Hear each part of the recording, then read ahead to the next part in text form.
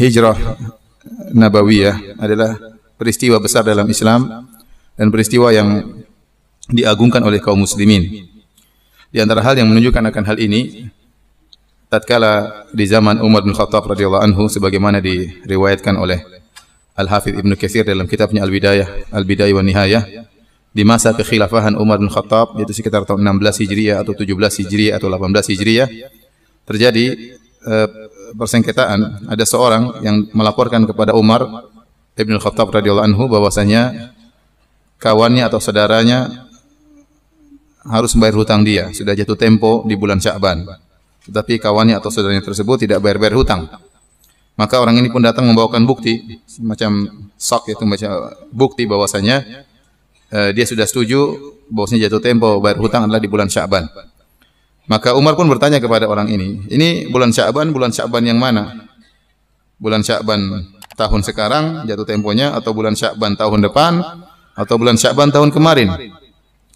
Maka dari situlah timbul ide dari Umar bin Khattab radhiyallahu anhu untuk menentukan tahun bagi umat Islam.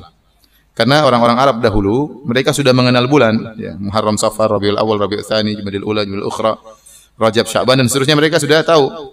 Tapi mereka tidak menomorkan tahun sekian, tahun kedua, tahun ketiga, itu enggak ada di bangsa Arab. Hanya bulan ada.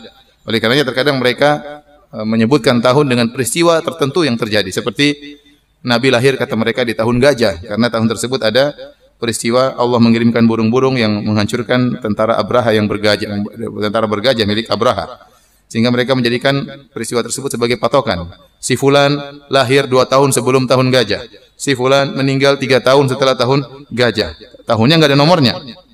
Nah, tatkala terjadi peristiwa ini, ya, persengketaan ini bahwasanya jatuh tempo di bulan Sya'ban, Sya'ban yang mana? Tahun yang mana? Maka ini akhirnya menjadikan Umar mengumpulkan para sahabat untuk mendiskusikan, kita harus menomori tahun Islam. Nah, apa yang menjadi patokan tahun pertama Islam yang mana? Maka ada beberapa pendapat di kalangan para sahabat, ada yang mengatakan kita ikuti saja tahunnya orang-orang Romawi. Namun Umar tidak setuju. Ada yang mengatakan kita ikuti saja tahunnya orang-orang Persia. Umar pun tidak setuju. Ada yang mengatakan kita jadikan patokan saja hari lahirnya Nabi sebagai tahun pertama. Umar pun tidak setuju. Ada yang mengatakan kita menjadikan hari di mana atau tahun di mana Nabi diutus sebagai seorang rasul, ya, tatkala turun wahyu kepada Nabi untuk dijadikan tahun pertama Islam. Nabi tidak setuju. Umar tidak setuju. Dan akhirnya Umar bin Khattab radhiyallahu anhu setuju tahun di mana Nabi berhijrah itulah dijadikan tahun pertama bagi tahun Islam. Ini menunjukkan bahwasanya peristiwa hijrah adalah peristiwa yang besar di hati para sahabat, karena peristiwa tersebut adalah peristiwa dari awal berubahnya Islam menjadi jaya, ya. Setelah Islam, kaum muslimin ditindas, sebagian mereka dibunuh, disiksa di kota Mekah.